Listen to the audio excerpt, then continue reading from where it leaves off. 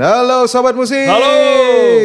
Wow. Kembali lagi nih sama kami berdua. Betul. Christian Bong dan co-host sekalian kalian, Alfi Romi. Yes. Turut. Itu bukan ya. Gak ada, beda. Itu mah yang rekam nih. Yang rekam, beda yang rekam itu. By the way, hari ini tentunya sudah sangat jelas ya Rom ya. Kita Betul. mau membahas topik yang bisa dibilang nih. Hangat ini. Hangat, bukan hangat lagi, panas. Panas ini. Panas sekali. Betul. Panas. Bukan. Jadi memang apa namanya Indonesia ini lagi mengalami fase, kalau gue bilang fase conditioning. Itu apa tuh? Fase di mana yang seharusnya terjadi akhirnya terjadi dan dibahas. Nah itu sebenarnya, setuju gue. Iya, karena kalau dibilang, kan kalau kita ngeliat dari sisi banyak yang netizen justru kan yang kayak takut sama berita-berita yang sebar, katanya suara burung diklaim royalti. Itu karena kalau gue lihat secara dasar, secara foundation dan secara substansial ya. Sebenarnya kurang dipahami aja sih tanggapan mengenai suara burung yang ramai banget itu. Ya, bukan urusan antara pencipta dengan penyanyi.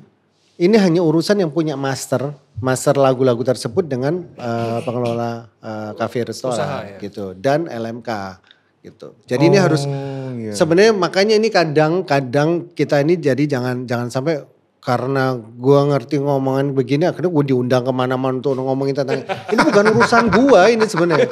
Jadi yang lagi rame kan dari kasus yang Mie Gacoan ya. Mie Gacoan di ternyata direkturnya katanya dari tersangka ya. Terus udah gitu tuntut gede duitnya. Terus semua pemilik kafe takut jadi puterin suara burung dan ternyata suara burung kata nggak boleh juga. Nah sebenarnya nggak bolehnya itu kenapa? Itu sebenarnya ada jawabannya. Sebenarnya. Bukan berarti benar-benar ada burung lewat nggak boleh gitu. Betul. Nah tapi lebih serunya lagi kalau kita langsung bahas aja sama tamu kita hari ini. Please welcome Mas Piu.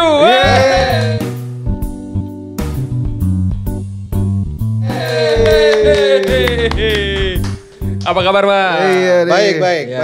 Dari Aksi. Ketua Umum Aksi. Wah sebuah kehormatan nih. Waduh ini nih akhirnya nih makin bisa jelas lagi kita hari ini nih ngobrolin tentang. Mungkin bisa dibilang Aksi ini kurang lebih berperan besar dalam bagaimana berita yang ada sekarang nih bisa akhirnya muncul. Iya. Kenapa bilang berperan besar? Karena ikut bertanggung jawab atas keriuhan ini ya. Gimana kabarnya Mas? Mungkin baik. Alhamdulillah puji Tuhan sehat. Terus so far semakin semangat sih. Betul. Dengan adanya rame-rame ini. Semakin semangat. Itu dia rame-rame ini ntar kita bakal bahas dulu ya. Gimana caranya di Indo Music Talk ini kita akan membahas semudah dimengerti mungkin ya Rom. Betul. Karena harapannya justru yang mendengarkan ini atau yang menonton ini adalah pihak-pihak yang mungkin awam, yang mungkin takut ya. Iya betul. Dan pengen mencari jalan gimana, apakah gua harus memutarkan bunyi suara. Iya, terus boleh gak sih bawain lagu di panggung gitu tanpa izin gitu gimana? Iya, gitu. Iya. Cuman ini pertanyaan yang paling basic dulu kali Mas. Iya, gimana? Aksi itu sebenarnya apa Mas? Mungkin banyak penonton yang mungkin belum tahu gitu aksi itu apa, taunya dari potongan-potongan kasusnya doang gitu. Taunya dari Clipper, pokoknya taunya tuh Ahmad Dhani doang. Iya, nah sebenarnya Aksi itu apa Mas? Iya, Aksi ini sebenarnya adalah asosiasi yang berbadan hukum resmi di Indonesia. Namanya Aksi itu adalah dari Asosiasi Komposer Seluruh Indonesia. Jadi adalah asosiasi yang mewadahi para pencipta lagu, para komposer yang memang selama ini kita rasa bahwa pencipta lagu ini masih sering diabaikan. Dan kita punya keresahan yang sama, punya semangat yang sama, punya mimpi yang sama untuk membuat pencipta lagu lebih sejahtera. Intinya itu. Jadi di luar ribut-ribut rame-rame karena kita sudah berdiri dari 2 tahun yang lalu. 3 Juli 2023 gitu. Oke. Jadi udah apa namanya, sebelum riuh-riuh ini kan kita sudah menyuarakan itu gitu. Iya. Ingat lah kita lah. Ingat banget bahkan 2023. sebelum berbadan hukum ya udah Iya, ngumpul, betul. udah namanya juga udah aksi kan ya Mas? Namanya waktu macam-macam sih, ada komposer bersatu, ada ini segala macam. Tapi akhirnya kita sahkan, jadi akhirnya itu karena harus perkumpulan dan asosiasi, ya udah kita namakan asosiasi komposer gitu. Dan saya sebagai ketuanya. Luar gitu. biasa. Luar biasa Aksi. memang. Nah fokusnya aksi ini lebih ke apa Mas? Lebih ke edukasi, lebih ke advokasi atau lebih ke kayak kasih perlindungan gitu ke pencipta?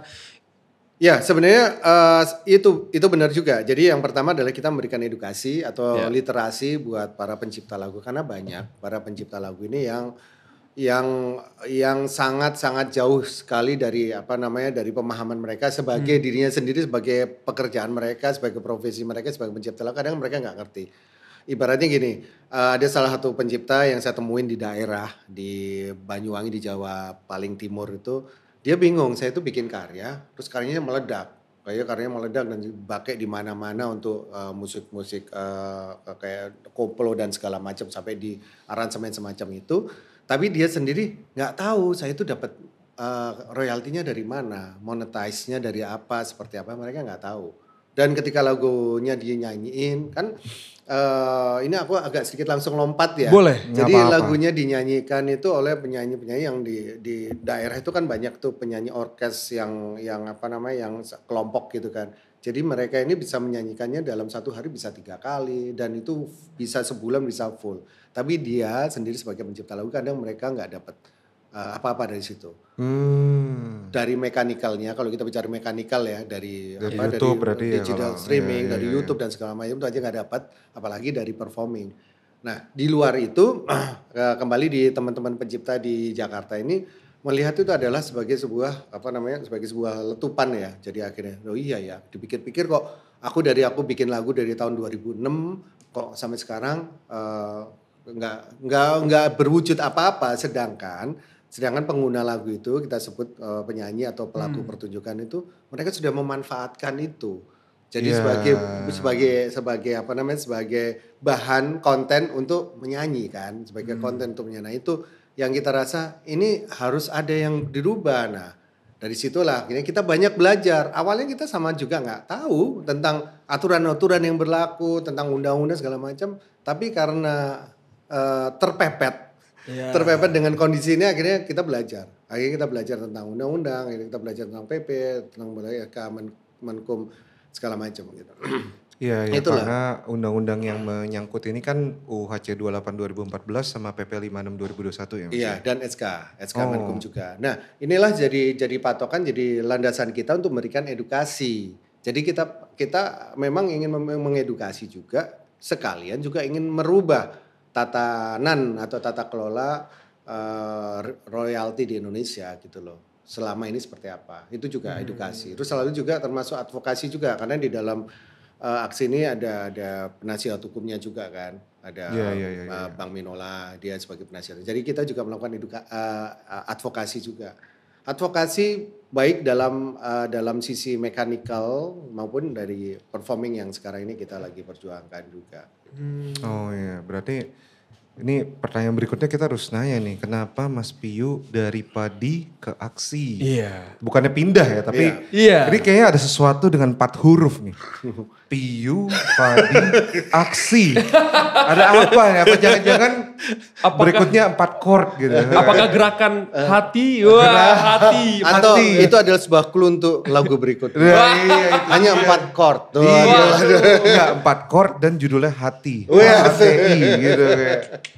Iya, jangan-jangan nih. Tapi mungkin itu juga yang mungkin jadi penasaran banyak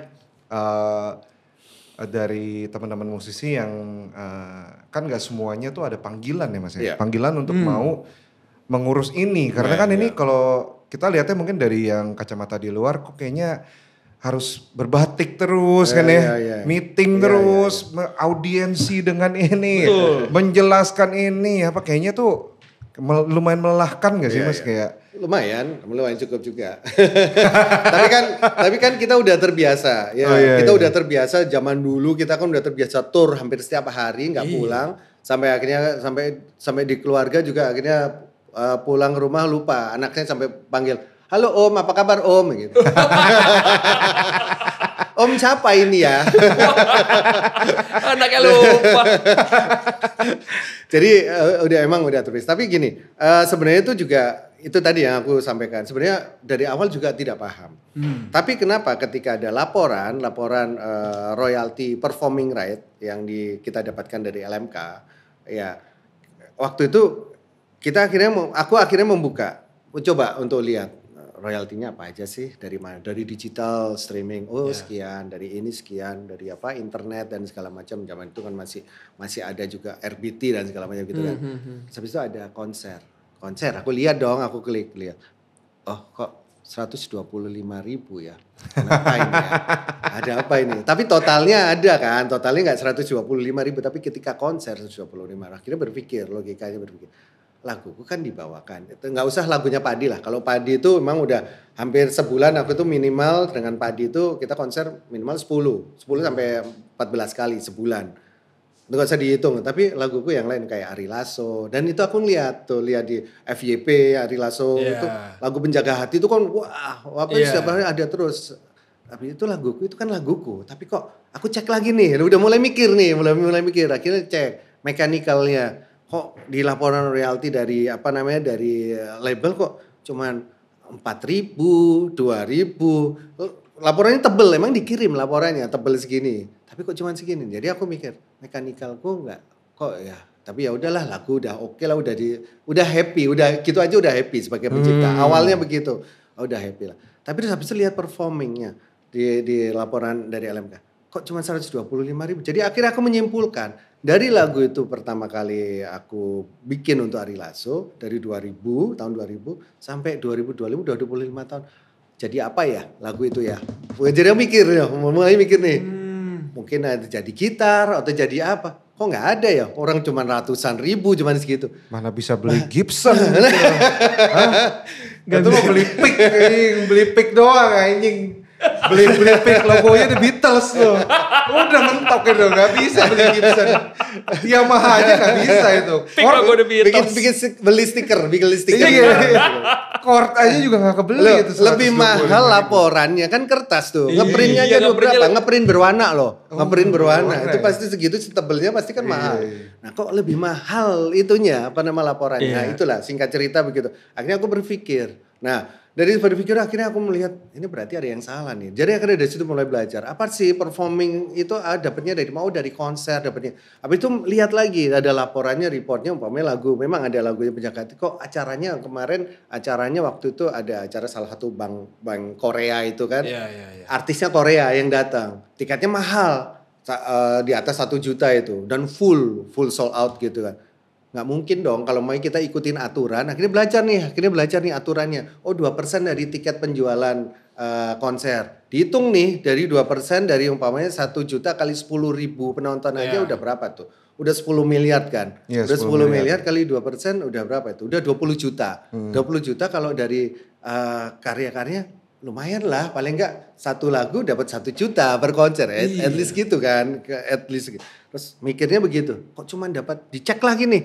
Kok cuma dapat 50.000? Waduh, ini mikir lagi. Nah, akhirnya dari situ mikir. Nah, dari situ akhirnya muncul rame-rame kan. Ada Ahmad Dhani dengan Once, terus habis ada Bade dan akhirnya kita sering ketemu dan bikin grup WhatsApp itu yang tadi aku sampaikan, ada komposer bersatu. Situ akhirnya mulai muncul cerita. Nah, dari situ akhirnya aku tergerakkan, ini harus ada sesuatu yang harus dibenahin. Kenapa? Karena aku juga punya pengalaman yang cukup tentang hak cipta ini, karena aku udah punya publishing dari tahun 2005.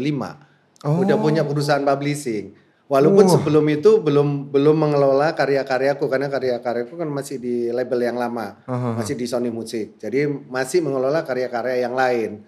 Kan otomatis aku udah belajar banyak lah tentang itu. Udah dari 2005 itu udah 20 tahun, jadi paham lah. Jadi sempat juga aku juga menjadi salah satu tim perumus untuk PP tentang lisensi digital musik yang waktu itu memang mengatur untuk digital platform.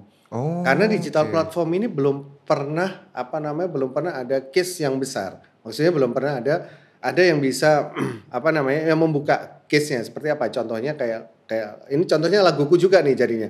Laguku itu judulnya Ternyata Cinta, di upload di Spotify, di re-upload dengan recover, dengan penyanyi cover, di re-upload terus habis itu namanya diganti Ternyata Cinta, penciptanya Piyu Diningrat. Aduh. Ya memang Jowo sih. Tapi kan maksa. Dan itu bukan gua gitu loh. Memang sama-sama Jawa sih. Terus ada lagu Semua Tak Sama, penciptanya Anggoro Santoso. Ini siapa? Siapa ini? Oh berarti ASRC-nya pun Anggoro Santoso, iya, bukan ke... Ada uploadernya juga kan. Kita uploadernya kita cek, namanya Pak uploadernya Pelangi Rek.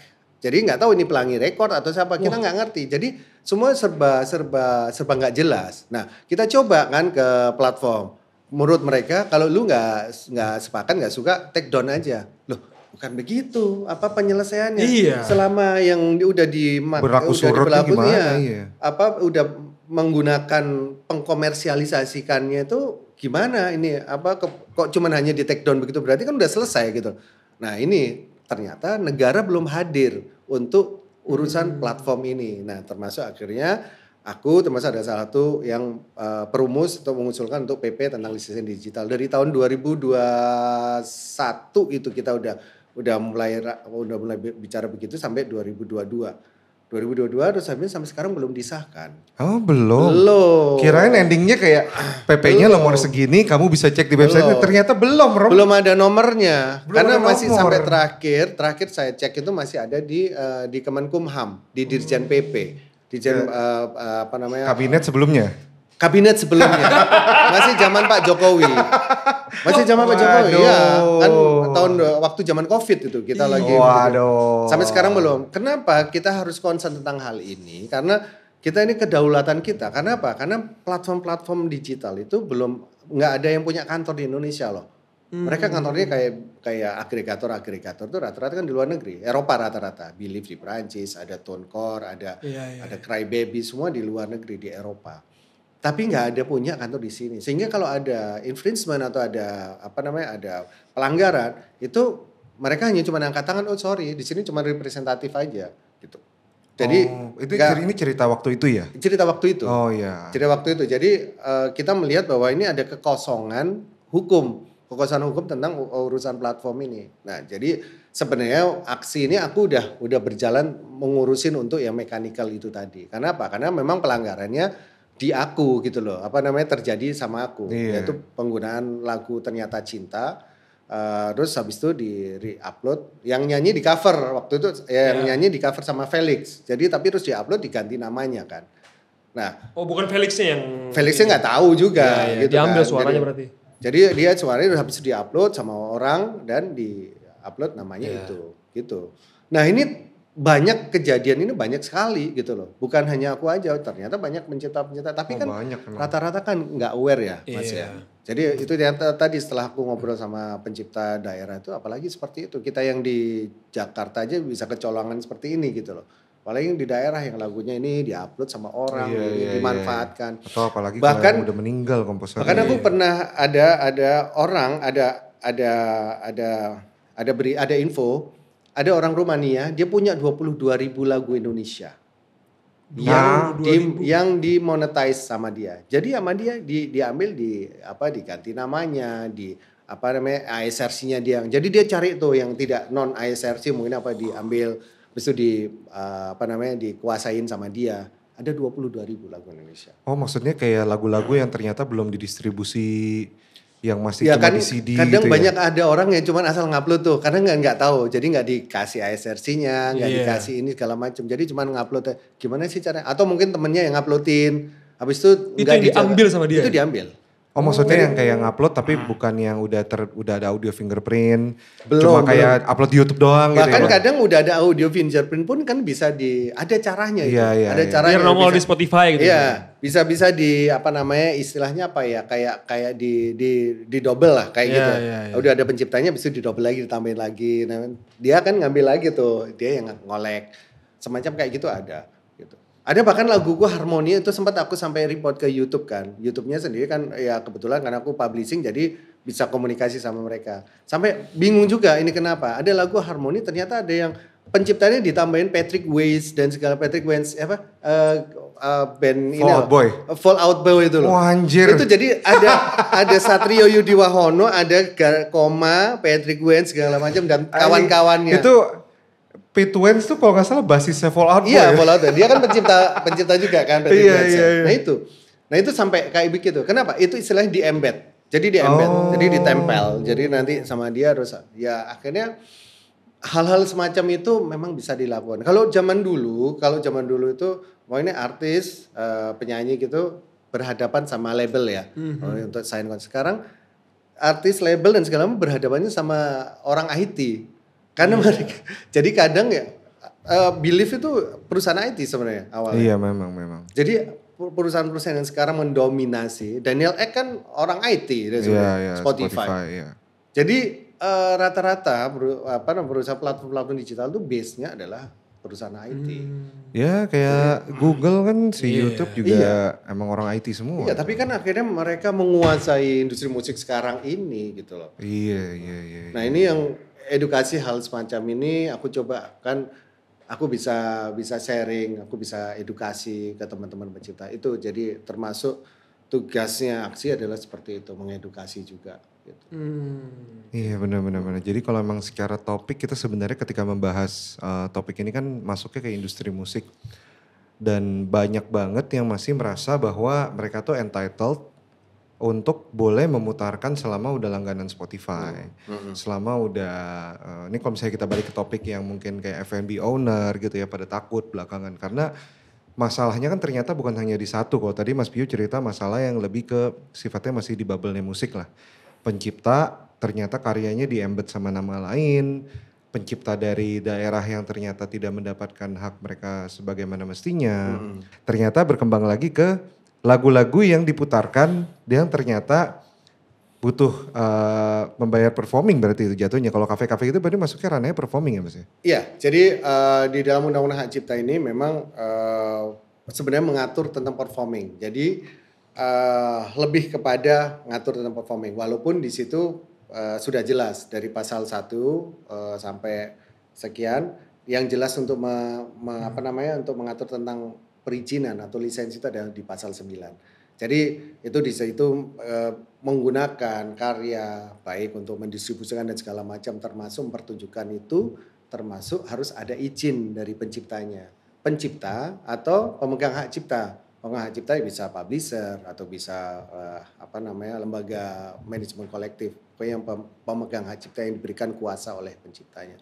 Jadi kalau balik kepada fungsi daripada Undang-Undang Hak Cipta itu sebenarnya melindungi pencipta sebenarnya untuk intinya adalah itu melindungi pencipta. Terus selalu ketika ada terjadi pelanggaran atas perlindungan itu, atas pemenuhan atas karya cipta, atas hak cipta, ya ada sanksinya, ada denda atau apa segala macam itu di pasal 113. Oh, oke. Nah di dalam Undang-Undang Hak Cipta itu disebutkan apa yang bisa dikumpulkan atau dikolek oleh lembaga yang kalau di luar negeri kan disebut PRO, Performing Rights Organization atau CMO, Collective Management Organization juga. Itu kalau di Indonesia kan LMK namanya. Nah inilah mereka yang bisa mengkolek dengan dengan ketentuan-ketentuan yang sudah diatur di Undang-Undang Hak Cipta. Gitu. Oke. Dan aksi ini ada karena ini mungkin pertanyaan ininya ya. Karena kalian merasa LMK kurang maksimal gitu. Iya, sebenarnya aksi ini lebih kepada gerakan kita adalah untuk mengembalikan kepada Undang-Undang Hak Cipta sebenarnya. Undang-Undang Hak Cipta ini sebenarnya sudah mengatur tentang hak-hak dari para pencipta. Dan Undang-Undang Hak Cipta bukan ngomongin tentang lagu saja sih sebenarnya, bukan tentang musik aja karena karya cipta yang lain. Nah, kita ini sebenarnya mau pengen mengembalikan kepada tracknya, mengembalikan kepada hakikatnya atau marwahnya undang-undang ini, yaitu adalah melindungi hak cipta. Jadi ketika LMK atau LMKN ini tidak berfungsi dengan baik, sebenarnya kalau di Undang-Undang Cipta disebutkan LMK sih, lembaga manajemen kolektif saja, baru PP 56 baru LMKN. Nah, sebenarnya kita mau pengen mengembalikan itu. Kalau memang sudah diatur dan sudah bisa memberikan manfaat kepada pencipta lagu, ya kita akan diem, tidak akan ada aksi. Tapi karena kenapa kok ada kesenjangan ketika pencipta lagu tidak bisa mendapatkan haknya, sedangkan yang menggunakan lagu yaitu artis, penyanyi, kok dia bisa bisa menggunakan lagu itu, bisa mengoptimizing karya dari si pencipta itu, terus bisa dapat bayaran sampai mahal, tapi penciptanya kok enggak. Kan enggak adil berarti ada yang salah. Salahnya di mana? Undang-undang sudah mengatur loh, padahal harus izin. Nah, apakah ini sudah dilakukan izin? Apakah sudah mendapatkan izin dari LMK atau ini? Ternyata banyak sekali yang yang akhirnya aturan-aturan yang sebenarnya memberikan kebaikan buat para pencipta tidak bisa dijalankan amanahnya oleh lembaga tersebut. Termasuk juga dengan di ruang publik gitu. Sebenarnya kan udah diatur juga itu semuanya. Bahwa untuk menggunakan harus izin sebenarnya. Nah, izinnya ini kalau menurut Undang-Undang Cipta untuk performing right yaitu melalui lembaga terkait gitu, yaitu LMK. Tapi sudah memberikan kuasa. Tapi kalau nggak memberikan kuasa ya sebenarnya juga tidak izin juga, itu tidak legal juga sebenarnya. Tapi di undang-undang kalau nggak salah diwajibkan Mas untuk gabung LMK ya? Tidak ada kata wajib. Oh, nggak ada kata wajib ya? Tidak ada kata wajib. Tidak ada kata wajib. Tapi sebenarnya dari pas awal undang-undang ini disahkan. Jadi kalau mau aku bacain, boleh nggak? Boleh. Bacain. Boleh. biar orang-orang biar aku dianggap jangan asal ngomong. Oh iya, bukan. Jadi, yang soalnya barusan adalah pasal 87 ayat 1. Iya, pasal. Mewajibkan pencipta untuk menjadi anggota LMK agar dapat menarik royalti. Nah, itu gimana tuh kalau dari Mas Bio? Tidak ada kata mewajibkan. Oke. Nah, coba ya aku buka ya. 87 ya. Kita baca pelan-pelan. 87 supaya apa? Supaya kita ini nanti akan arahnya ada ke ke yang sekarang aksi lagi berjalan. Untuk mendapatkan hak ekonomi setiap pencipta, pemegang hak cipta, pemilik hak terkait menjadi anggota lembaga manajemen kolektif. Agar dapat menarik imbalan yang wajar dari pengguna yang memanfaatkan hak cipta dan hak terkait dalam bentuk layanan publik yang bersifat komersial. Udah jelas kan, bersifat komersial dan layanan publik gitu. Gitu. Jadi sebenarnya kalau ada yang mengartikan bahwa pencipta lagu harus, enggak juga. Nah, ini kita bisa lakukannya dengan cara melihat fungsi dari LMK ini. Jadi kalau umpamanya LMK ini menarik mengumpulkan royalti, kalau umpamanya si penciptanya tidak bergabung, apakah tetap harus dikolek? Nah, itu pertanyaannya. Tapi yang terjadi sekarang kan tetap dikolek. Dan apakah si pencipta yang tidak tergabung apakah mendapatkan bagiannya? Enggak bisa. Karena dia tidak tergabung. Nah, itulah fungsinya itu tadi, gitu. Jadi ketika LMK tadi sudah mengkolek, ya harusnya wajib dibagiin kepada pencipta dong. Iya. Gitu. Oh iya. Isunya di situ ya, karena mungkin isunya kalau dari yang saya juga perhatiin karena blanket ya. Karena yang dikumpulkan itu sifatnya kayak bulking. Iya. Dan saat pembagian pun kita juga sempat bingung sih, sempat penasaran juga gitu. Apalagi bulking atau blanket ya. Iya. Itu kan memang tidak ada song listnya, tidak ada katalognya, tidak ada log sheetnya. Itu gimana cara kita ngebagiannya? Jadi akhirnya ngebagikannya ini kalau sepengetahuan aku, jadi akhirnya berdasarkan market share atau istilahnya kayak semacam kayak konsensus lah. Sistem konsensus. Jadi umpamanya LMK A, LMK B, LMK C, LMK WAMI, LMK Papir, ada segala macam. Itu dibagi berdasarkan konsensus. Oh, anggota gua sekian. Jadi berdasarkan bisa jadi market share-nya mereka. Oh, anggota gua sekian. Jadi gua dapatnya 30%, gua dapatnya 20%, gua dapat 10%, gua dapat sekian. Jadi begitu cara membagikannya. Jadi semakin banyak anggotanya, ya makanya hal-hal seperti ini kan kita harus harus tunjukkan ke masyarakat gimana sih cara pembagiannya, gimana sih cara distribusinya, gimana cara pengkolekannya juga. Terus siapa yang mengkolek? Apakah dari pelaksana itu siapa? Apakah si LMKN yang sekarang ini apakah punya alatnya atau toolsnya untuk memungut atau untuk mengkolek? Apakah ada? Coba disampaikan ke masyarakat. Kita punya alat yang seperti ini. Nggak pernah ada, gitu loh. Nah ini fungsinya aksi adalah untuk mengkoreksi itu. Makanya kita ini sebenarnya kita ingin mengembalikan kepada Undang-Undang Hak Cipta yang sudah dibuat untuk melindungi pencipta, para pencipta ya. Bukan hanya pencipta lagu aja, para pencipta. Dan kita mau ingin mengembalikan kepada tracknya supaya tidak salah. Jadi kita akan lihatnya kalau umpamanya mereka tidak menjalankan amanahnya harusnya diganti dong atau harusnya dirubah atau harusnya diberikan sanksi. Di sini tidak ada sanksi untuk si LMK-nya, nggak ada. Gitu. Adanya nanti di aturan ya gitu. Jadi makanya kalau umpamanya kita lihat kenapa akhirnya terjadi gap ataupun ada ketimpangan antara pencipta lagu dengan penyanyi, itu jangan salahkan dari kita ketika para pencipta ini mengajukan yang namanya direct license atau mengajukan option out untuk bisa mengkolek sendiri kepada penyanyi yang memang ini ya yang memang langsung bersinggungan sama penciptanya. Harusnya nggak apa-apa gitu loh. Iya, berarti emang diberikan option out untuk opt-out, iya. Opt-out. Jadi memang dan itu diatur di sini ada. Diatur di pasal 81. Kita baca ya pasal 81. Alasan kita kenapa kita melakukan direct license itu adalah pasal 81 Undang-Undang Hak Cipta Nomor 28 tahun 2014, kecuali diperjanjikan lain, pemegang hak cipta atau pemilik hak terkait dapat melaksanakan sendiri. Nah, sendiri kan? Atau memberikan lisensi kepada pihak ketiga atau bisa kasih ke pihak ketiga yang mungkin lembaga-lembaga yang terkait untuk melaksanakan perbuatan sebagaimana dimaksud dalam pasal 9 ayat 1, pasal 23 ayat 2, pasal 24 ayat 2 dan pasal 25 ayat 2. Pasal 9 ayat 1 kita boleh untuk melaksanakan kewajiban di pasal 9 ayat 1 tadi umpamanya kan. Jadi ini kita baca nih sekalian. Pasal 9 ayat 1. Udah pencipta.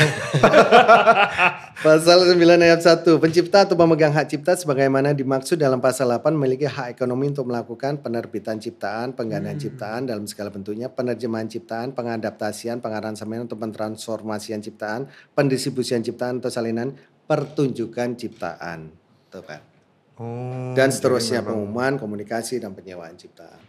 Jadi dasarnya ada. Jadi kita mau pengen sebenarnya mengembalikan tracknya. Kita kembali lagi kepada Undang-Undang Hak Cipta sebagai aturan-aturan yang memang untuk mengatur para pengguna karya ini supaya bisa memberikan hak kepada para penciptanya. Oke, berarti kalau dengan demikian apakah berarti suatu hari aksi akan menjadi salah satu LMK juga berarti Mas?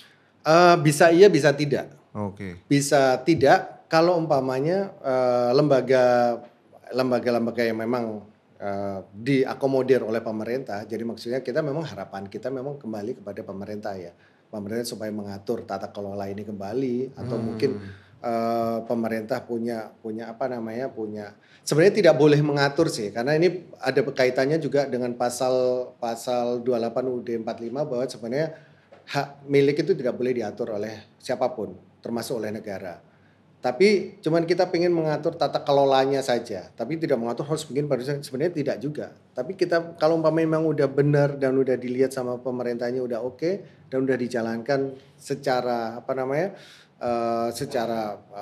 bebas dilakukan dan bisa memberikan pemenuhan haknya kepada pencipta lagu ya kita nggak perlu jadi LMK. Tapi kalau memang ternyata ini langsung nggak beres-beres dan pencipta merasa kita harus memiliki LMK sendiri ya akan kita upayakan. Tapi so far sih kita belum ada kepikiran untuk membuat itu gitu. Oke. Tapi anytime kita mau switch ke LMK ya akan kita lakukan gitu. Dan memang terbuka untuk itu untuk menjadi harusnya terbuka. Harusnya terbuka. Undang-undang kita sebenarnya memberikan keleluasaan untuk menjadi LMK. Soalnya kalau lihat dari arah-arahnya style pemerintah kita yang setiap 5 tahun berganti kayaknya waduh saya pusing nih kamu jadi LMK aja deh. Ya udahlah kamu bantuin kita lah. Gitu. Bisa kayaknya jadi, kayaknya. Ya, Nebak-nebak arahnya sih kayaknya bakal ke situ.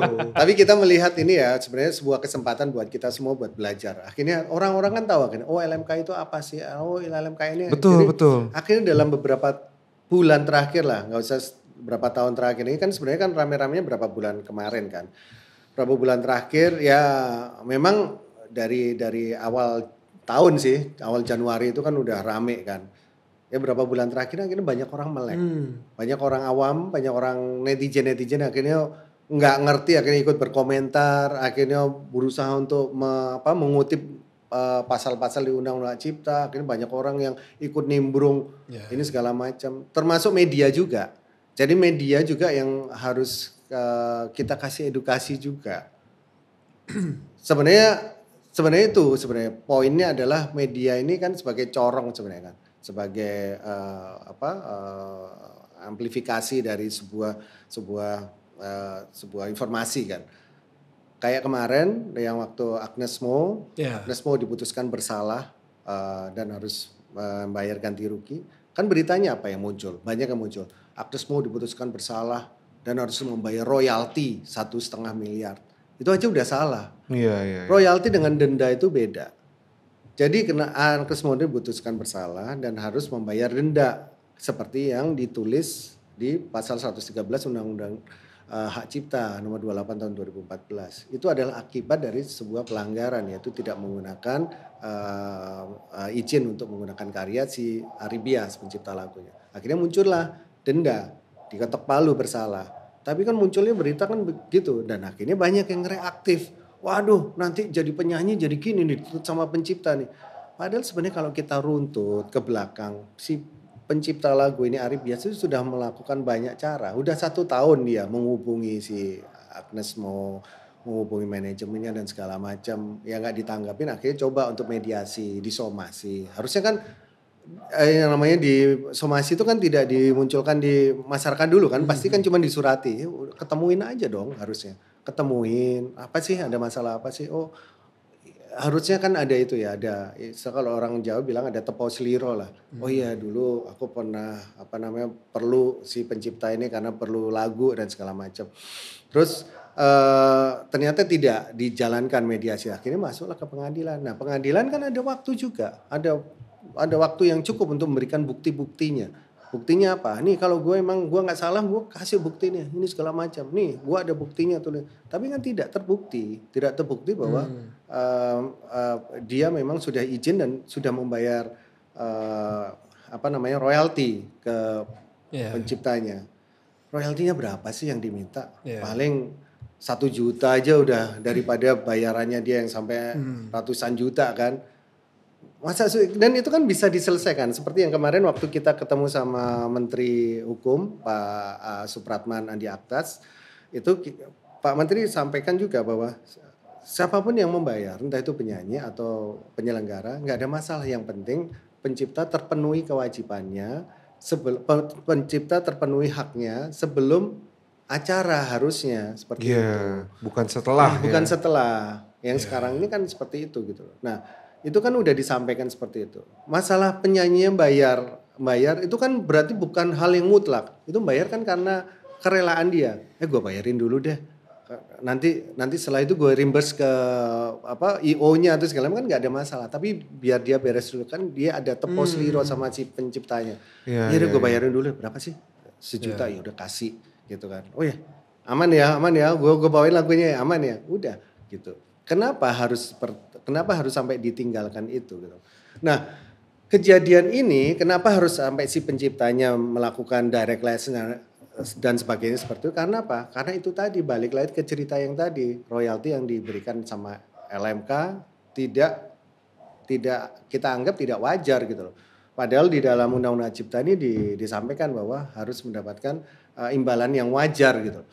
Kalau umpamanya cuman 100.000, 50.000 atau bahkan kadang si pencipta juga banyak yang mereka tidak mendapatkan royalti dari performing right-nya, ya berarti nggak adil dong.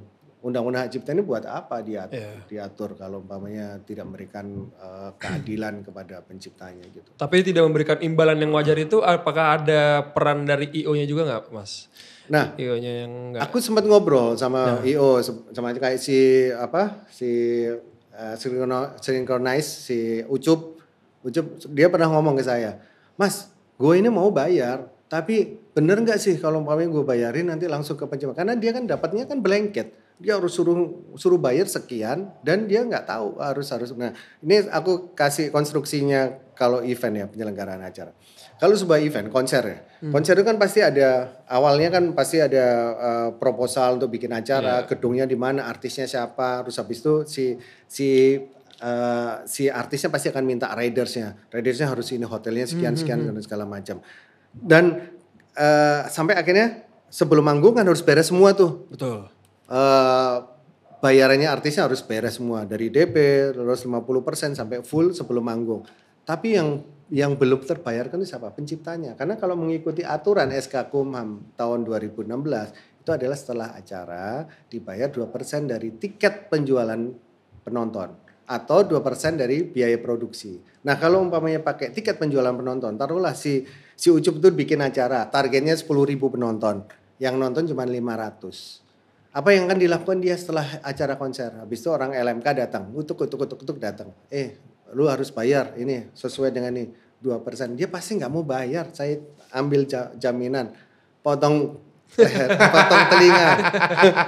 Dia pasti akan mikirin, gue bayarin vendor dulu, gue bayarin ini dulu, gue bayarin hotel yang belum terbayar dan segala macam, yang masih DP segala macam. Dengan duit segitu dia pasti akan mikirin itu.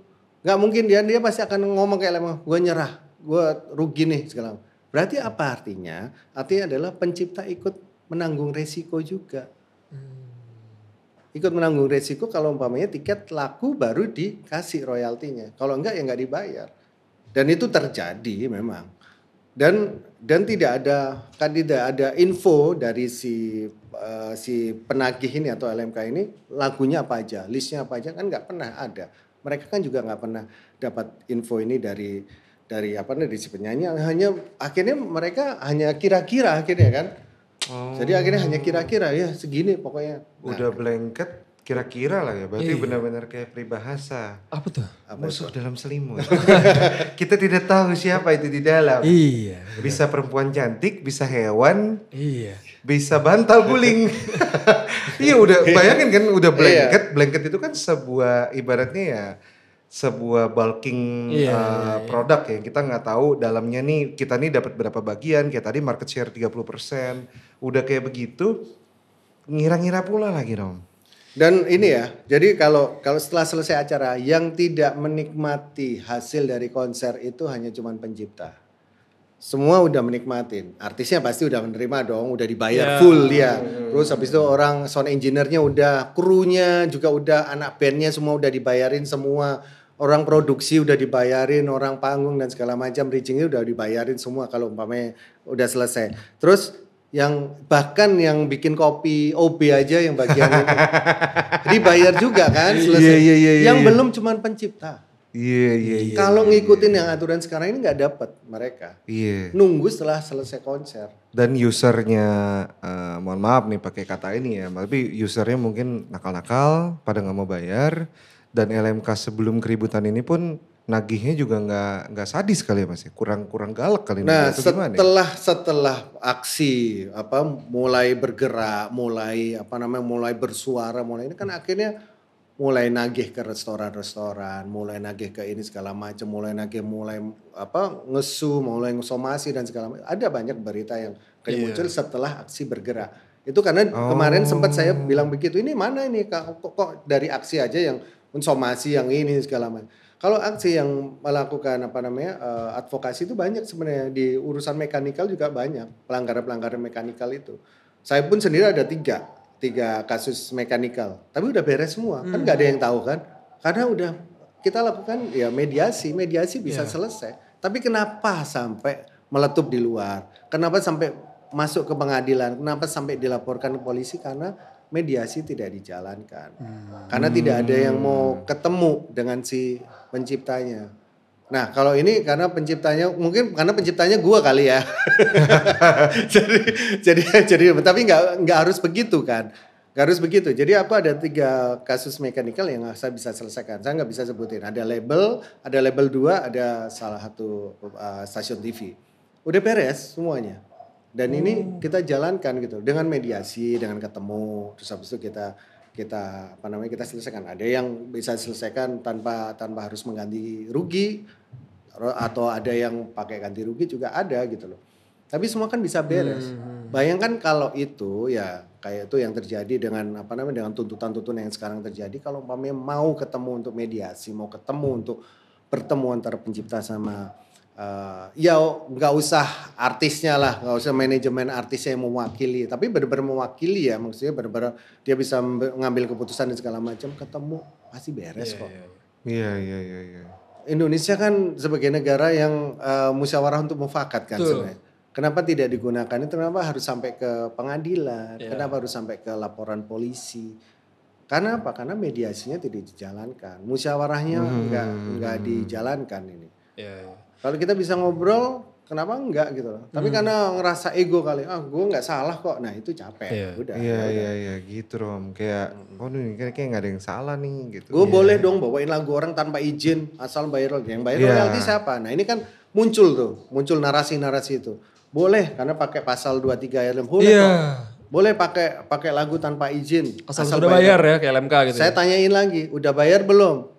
Ya nggak tahu. Nah berarti kan lu salah berarti kan harus ada jadi satu nih. Harus ada kepedulian. Harus ada kepedulian. Izin dulu. Makanya yang saya tegaskan di sini adalah bahwa lisensi atau izin harus ditegakkan ini. Izin itu harus ada karena udah diatur di Undang-Undang Cipta. Kita nggak melenceng. Aksi ini tidak melenceng dari apa yang kita perjuangkan dari Undang-Undang Cipta. Jadi kalau ada orang bilang bahwa sekarang pencipta begini-begini, enggak. Kita menjalankan Undang-Undang Hak Cipta bahkan. Kita ini berusaha untuk meluruskan kembali jalannya supaya kembali kepada Undang-Undang Hak Cipta yang baik dan benar. Nih mungkin mau nanya juga nih, ada beberapa musisi yang kemarin justru kayak menyuarakan silakan pakai lagu kita streaming, silakan pakai di cafe lu nggak usah pusing. Yang which is kalau dulu mungkin kita lihatnya kayak wah keren ya kayak kan zaman dulu tau lah Mas Pio yang berapa tahun lalu silakan cover lagu saya nggak usah pusing. Tapi kalau sekarang kita lihat, saya sempat mikir juga gitu, baru mikir lah. Maksudnya kayaknya itu nggak tepat deh. Nggak tepat.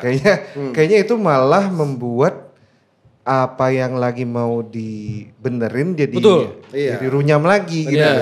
Jadi itu sebenarnya sih membahayakan juga karena membahayakan dalam artian dia nggak mikir akses nanti ke belakangnya terus habis itu juga akses dari akibat dari statement itu akhirnya membuat para pencipta lagu yang tidak seberuntung orang-orang yang mungkin bisa mendapatkan penghasilan lain, berpikir yang lain lebih, pokoknya dia bisa bisnis segala macam yang tidak ini, akhirnya hanya menggantungkan dari musik aja nggak bisa gitu loh. Karena kan kalau umpamanya itu disampaikan ke banyak orang, akhirnya kan semua orang akhirnya berusaha untuk mengikuti apa yang diomongkan sama idolanya kan. Karena yang ngomongkan ini adalah orang yang punya pengaruh, orang yang idola. Tapi dia nggak memikirkan akibat dari itu gitu loh. Akibat dari itu adalah membahayakan bahwa pemenuhan hak cipta akhirnya terabaikan.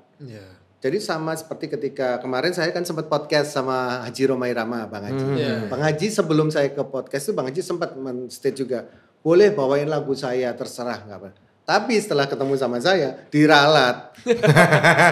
Disclaimernya begini, maksudnya boleh bawakan lagu saya untuk yang pengamen, buat orang yang mau bawain lagu saya yang ini tidak berbayar nggak apa-apa. Tapi kalau udah berbayar ya harus bayar, harus izin. Akhirnya disclaimer begitu. Sebelumnya saya bisa bilang, Bang Haji, saya mau nanya nih, Bang Haji kan dulu sempat melarang untuk mengukuhkan lagunya karena dikoploin kan lagunya. Bang Haji nggak suka. Nah, kenapa Bang Haji kok melarang? Oh itu saya menggunakan hak moral saya. Hak moral artinya Bang Haji bisa melarang orang karena dia rasa dia tidak nyaman dengan lagu itu dikoploin. Nah, berarti kalau kita balikan lagi ke pasal 23 ayat 5 gimana Bang Haji? Umpamanya Bang Haji nggak suka tapi kan nggak perlu izin nih, kita pakai aja asal kita bayar ke Bang Haji berapa? Umpamanya 1 miliar mau nggak? Nggak mau saya, tetap nggak mau kan. Berarti pasal 23 ayat 5 ini tidak bisa dijadikan itu sebagai sebagai acuan seperti yang tadi idola-idola kita yang bicara bahwa boleh bawain lagu saya itu ini. Sekarang malah enggak. Kalau buat saya adalah bahwa kita kembali lagi kepada Undang-Undang Hak Cipta bahwa tetap harus pakai lisensi, tetap harus ada izin. Masalah izin itu adalah hak moral. Jadi izin dulu kepada yang penciptakan, hak moralnya. Ketika lagu itu mulai digunakan secara komersil, digunakan untuk manggung dengan bayaran ratusan juta, ya harus muncullah royalti itu tadi. Nah tapi belakangan ini juga ada nih Mas beberapa musisi yang menggugat UU Hak Cipta itu ke MK. Nah itu sebenarnya mereka gugat tuh apa Mas sebenarnya? Jadi kalau MK ini sebenarnya adalah untuk menguji atau untuk menggugat undang-undang yang ada, apakah bertentangan dengan Undang-Undang Dasar 1945. Apakah ini memenuhi rasa keadilan dan segala macam. Jadi kalau nanti terbukti bahwa Undang-Undang Hak Cipta ini memang bertentangan dengan Undang-Undang Hak Cipta, nanti MK akan menyampaikan itu. Jadi bahwa ini memang melanggar Undang-Undang Hak Cipta, Undang-Undang UUD 45 ini seperti itu. Nah yang diajukan oleh para penyanyi, teman-teman penyanyi ini yaitu Visi, itu adalah mengajukan gugatan atas pasal-pasal itu tadi, izin. Jadi menurut penyanyi ini tidak perlu izin, asal bayar, tetap aja seperti itu. Terus habis itu juga menghilangkan pasal 113 kalau nggak salah itu adalah menghilangkan denda. Jadi supaya tidak ada denda sanksi ketika ada terjadi pelanggaran. Itu sebenarnya yang Nah, kenapa hal ini terjadi? Ini adalah karena reaktif yang berlebihan kalau menurut saya. Reaktif berlebihan ketika melihat kasusnya Agnes Mo. Agnes Mo ini kan berdiri sendiri tidak ada urusannya dengan para penyanyi atau artis yang lain kan sebenarnya. Dan ini ada konstruksi hukum yang sudah dibuktikan di pengadilan bahwa memang bersalah. Bahwa memang harus diputuskan bersalah dan harus membayar denda. Tapi kan munculnya adalah membayar royalti tadi loh. Membayar royalti 1,5 miliar padahal denda dan royalti adalah beda, sehingga akhirnya banyak orang ya reaktif terhadap itu. Oh, Agnes Mo, jadi nanti kita juga akan dituntut seperti itu. Nah, akhirnya bersama-sama mengajukan gugatan ke MK. Nah, kami aksi juga akhirnya dengan adanya gugatan itu, padahal sebenarnya kita tidak mau, sebenarnya kita mau pengen lebih fokus pada revisi Undang-Undang Hak Cipta aja supaya lebih mudah dipahami, lebih mudah diinterpretasikan. Kita mengajukan revisi ke DPR.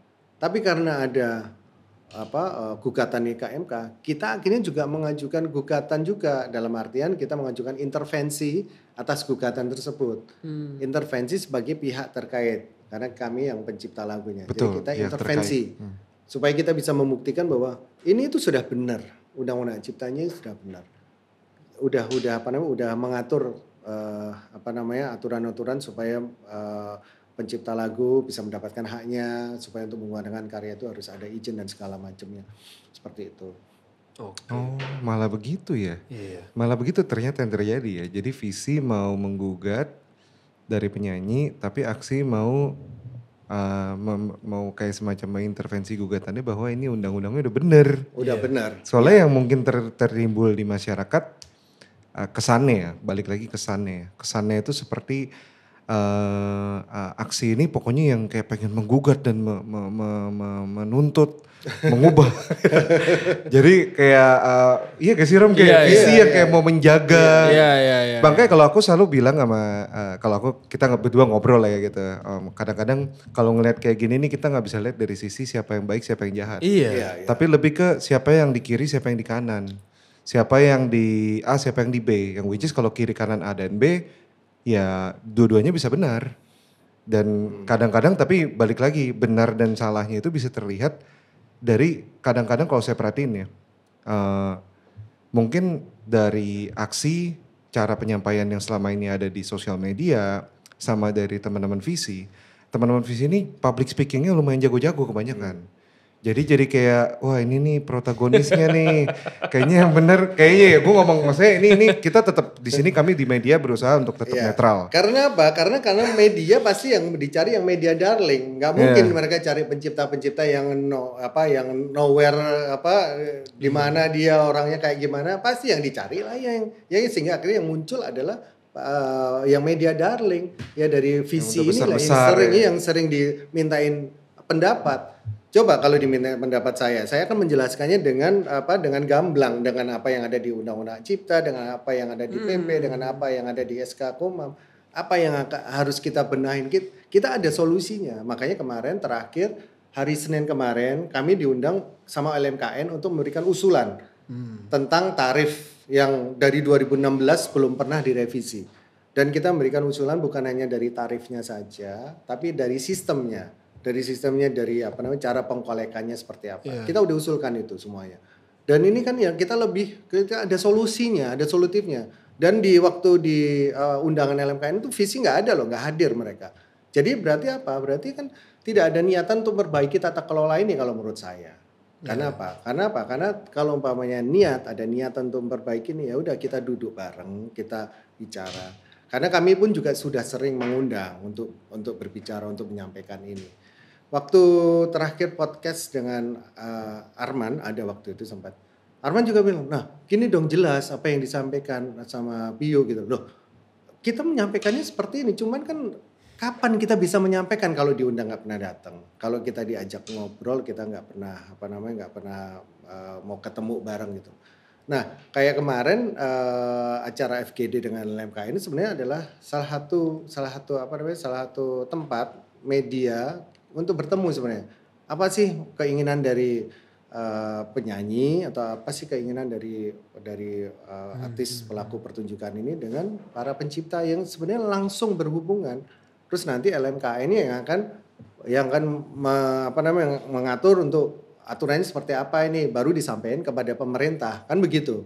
Pemerintah dalam hal ini adalah Kementerian Hukum ya untuk membuat ini jadi usulan untuk bisa dijadikan revisi nanti dan seterusnya begitu. Jadi harapan kita seperti itu sebenarnya. Jadi kita sudah memberikan usulan, baik aku udah sampaikan secara lisan maupun tertulis sudah kita sampaikan gitu. Kita pengennya ada sesuatu yang ada yang solutif. Nah, ketika ada gugatan di MK kita juga mau kita balik aja ke Undang-Undang Hak Cipta udah benar kok. Tinggal ini harus kita buat supaya mudah untuk diinterpretasi, mudah untuk dipahami, mudah untuk dimengerti oleh orang banyak, oleh orang awam pun bisa paham. Yeah. Oh, bahwa untuk menggunakan lagu itu harus ada izin. Caranya gimana izinnya? Kita cari solusinya supaya mudah izinnya, supaya nggak perlu nelpon pencipta, supaya nggak perlu cari rumahnya, mungkin dia di pelosok di Indonesia Timur atau di Indonesia Barat. Kita buat sesuatu yang mudah kan kita bisa bicara. Kalau kita punya usulan ini, oke nggak sih? Gitu loh. Kita punya usulan nih, direct license-nya seperti ini. Dengan konsepnya seperti ini. Karena kalau kita nunggu dari blanketnya, kita nunggu setelah selesai konser, penciptanya udah keburu kelaparan. Udah keburu mereka, kebutuhan mereka nggak bisa ditunda sampai nunggu undang-undangnya resmi disahkan lagi, revisi lagi. Nah ngomong-ngomong ini mas, direct license tadi ya. Aku dengar juga Aksi kan ada bikin sistem DDL. Ya. Itu udah berjalan belum mas itu mas untuk sistem itu? Sebenarnya kita udah jadi itu, udah ready. Tapi kan banyak tentangan karena kita udah sempat kita sampaikan ke LMK atau LMKN. Ini gimana ini? Kita udah berapa kali bertemu dengan LMK dan mereka balik lagi kepada aturan yang udah berlaku, yaitu pakai SK menteri itu kan harus setelah selesai konser dan ini segala. Jadi nggak nyambung terus. Nah kita sudah menyiapkan ini sekarang udah ready banget kapanpun anytime kita mau. Nah karena apa? Karena kalau kita nggak stated bahwa ini adalah sebuah cara untuk memberikan alternatif atau option untuk mendapatkan pemenuhan hak cipta dari para pencipta lagu, nggak akan ada lagi source yang lain yang bisa didapatkan dari pencipta lagu. Karena dari mekanikalnya mereka juga, ini kita nggak bisa salahin ya, mekanikal kan urusan pencipta sama label yang bersangkutan ya. Jadi kontraktual lebih ke situ. Jadi kita nggak bisa ikut campur di situ sebenarnya. Ya salah. Tapi kalau yang performing right kan bisa udah diatur di Undang-Undang Hak Cipta, kita bisa mengawal ini loh. Caranya gimana? Oh coba dengan direct license bisa, dengan pasal 81 kita bisa menjalankan itu. Berarti kalau misalkan anggaplah DDL ini sudah berjalan dan sudah disetujui gitu, berarti ada opsi dong bagi penyanyi ya untuk bisa langsung ke DDL atau ke LMK gitu ya? Iya.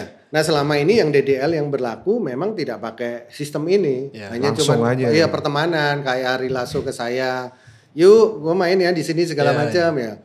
Ya dia kenapa Ari Lasso melakukan itu karena dia paham bahwa ini adalah hak yang harus gue berikan kepada pencipta. Dia kan pernah mention tuh di IG-nya dia. Berbagi tidak membuat lo jadi miskin gitu. Jadi itu kan sebenarnya kan berbagi juga. Dan gue yakin nanti sama Relasi juga akan di-reimbursein ke IO-nya kok pasti. Dia cuman kan pengen bayarin dulu gitu loh. Nah itu tadi yang sempat disampaikan oleh Menteri Hukum kan, siapapun yang bayar silahkan mau penyanyinya atau mau si penyelenggaranya asal terpenuhi haknya si pencipta lagu. Nah, mau nanya juga nih Mas, berarti tadi kan sudah siap kapanpun tapi ada tentangan.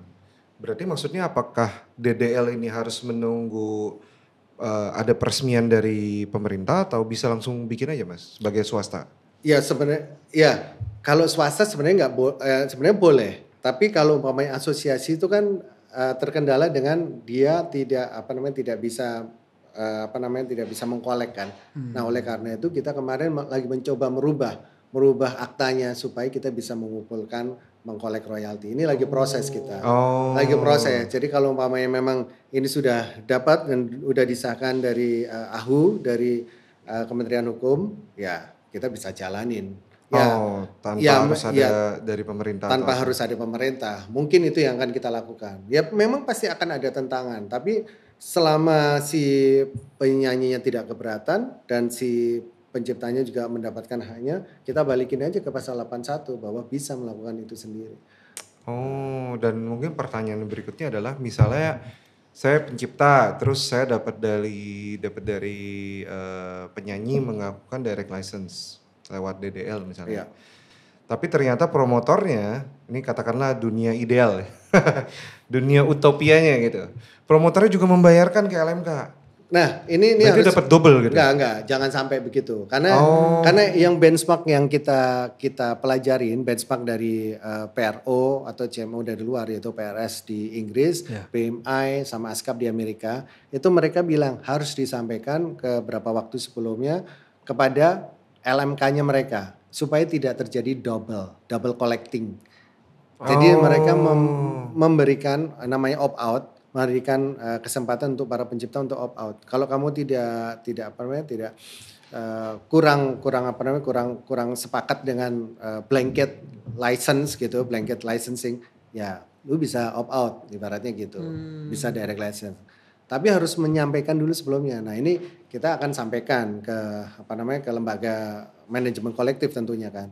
Nah, so far kita udah sampaikan ini kita udah sempat presentasi ini ke IO, ke asosiasi event organizer. Mereka seneng banget dengan adanya ini. Kenapa? Karena buat mereka mudah dan buat mereka nggak akan terjadi ribet-ribet lagi, nggak akan lagi ada yang nagih-nagih segala macam, lebih enak karena dia kan nanti akan ada buktinya itu, kan ada bukti lisensinya kan ada, itu satu. Terus selalu yang kedua, buat mereka kan jadi memperbesar margin mereka. Kok bisa? Iya dong, kan dimasukkan di RAB mereka. Jadi mereka ketika mereka mengajukan usulan anggaran ke sponsor, taruhnya aku ngasih usulan ke Mas ke sponsor kan. Ini kan ada artisnya sekian, 100 juta, terus habis itu ridersnya mobil sekian, terus ditambah lisensi, taruhlah berapa sejuta atau 2 juta gitu.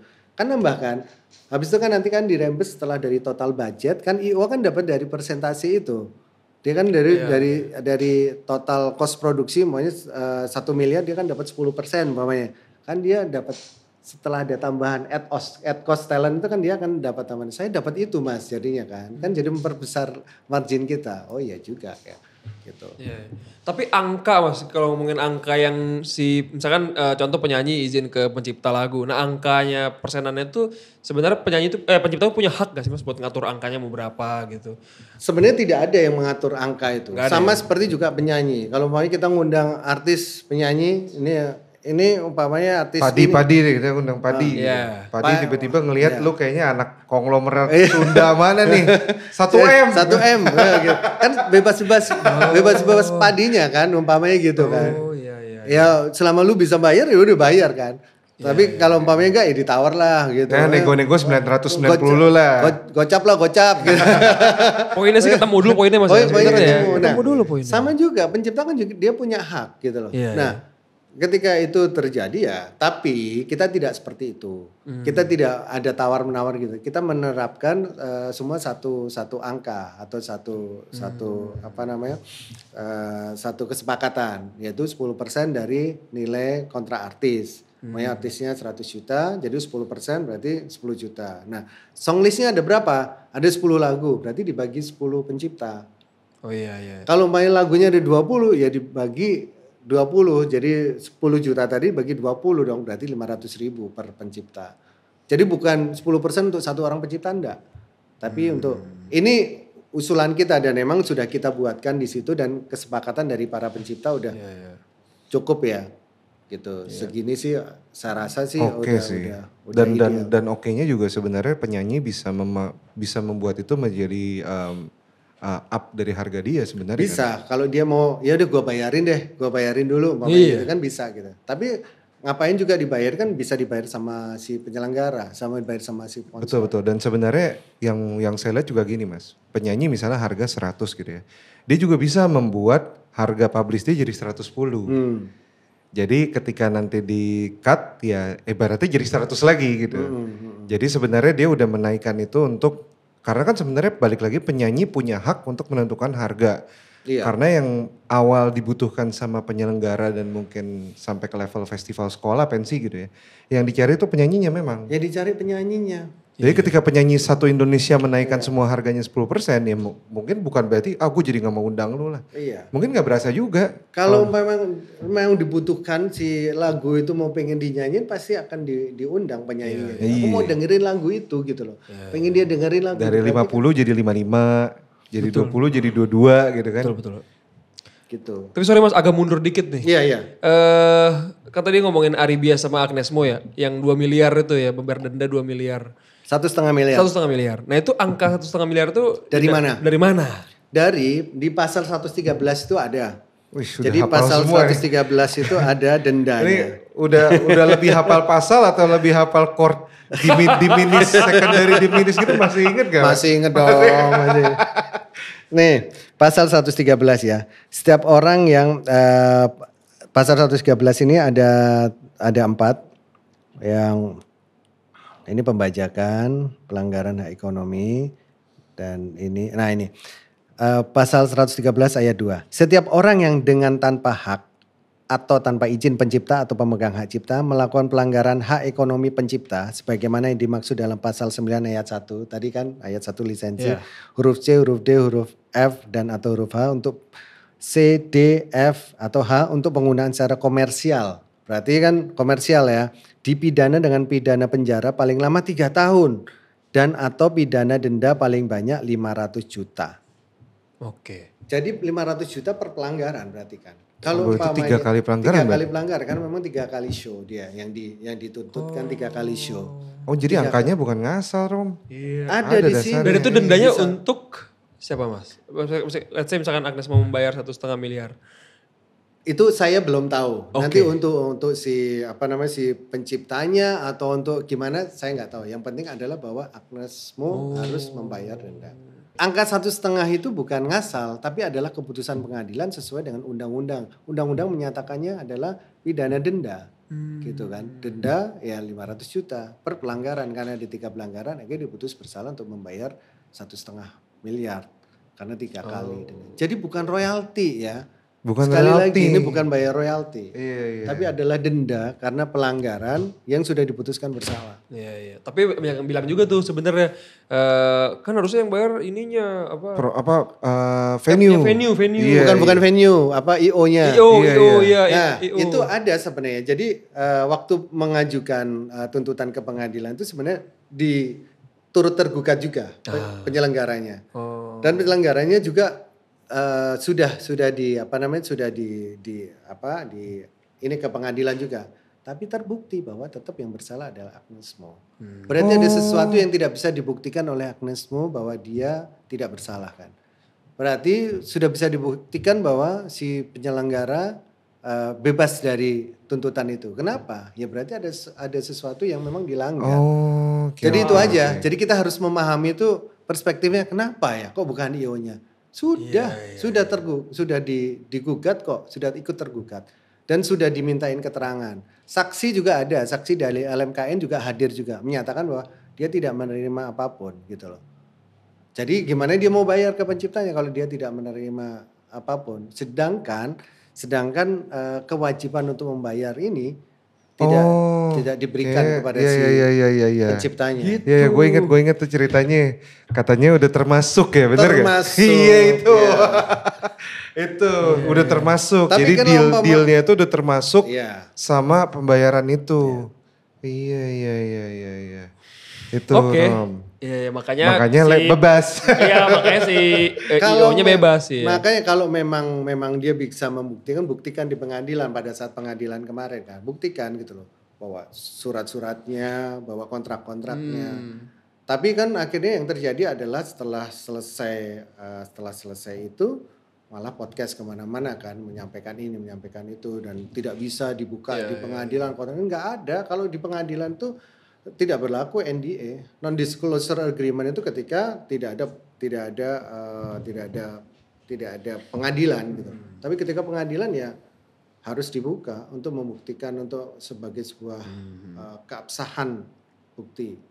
Tapi ketika pengadilan sudah memutuskan harus membayar denda, sebenarnya batas waktu toleransinya itu berapa lama sih Mas? Untuk kan langsung mengajukan kasasi. Jadi ada waktu kurang lebih berapa gitu ya. Mungkin sebulan kali ya.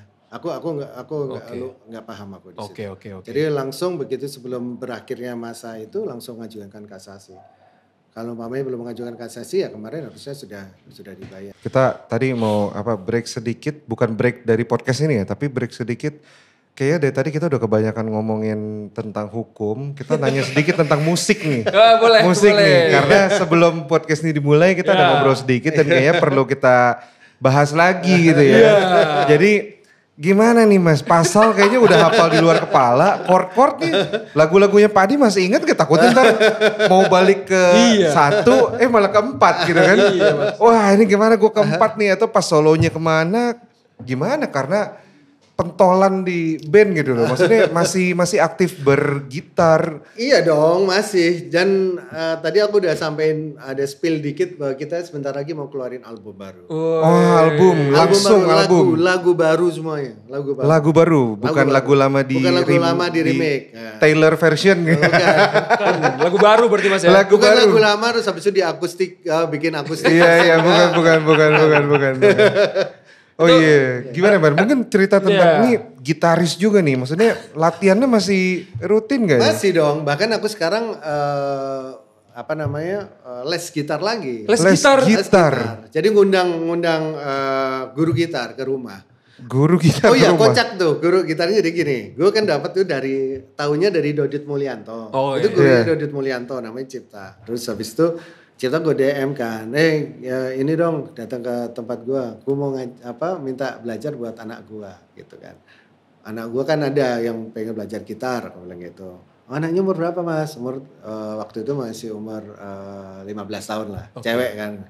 Ya udah ayo, datanglah dia, datang di depan, terus ngobrol-ngobrol gitar dan segala macam. Ya udah, Mas jadi gimana? Putrinya gimana? Ya udah yuk masuk ke kamar, ke ruangan. Masuklah dia. Terus mana Mas? Aku duduk, ini ngapain Mas? Jadi aku prank dia. Soalnya kalau enggak kan dia nggak mau. Jadi akhirnya aku prank dia. Wah lu ngapain?